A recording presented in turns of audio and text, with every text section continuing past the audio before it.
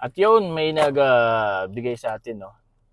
Choco Art. Kasi meron ditong ano yung viral na chocolate Dubai, yung pistachio tsaka kunapa. So hindi ako pa ng chocolate, pero dahil may kunapa siya, itatry ko. Pero hindi ito mismo yung brand na talaga nag-trending. Alam ko yung Pix Chocolate yun Pero try natin itong Choco Art. Alam ko ito yung sa Sharjah Bali, ang bili dito, napapanood ko dating 15 dirham ngayon. Mataas na yung price niya, nasa 20 dirham. Ayan, buksan na natin para ma-try na.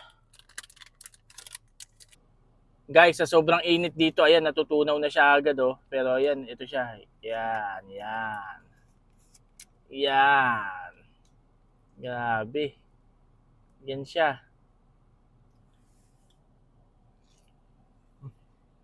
Masarap ng chocolate niya, tsaka yung kunapa.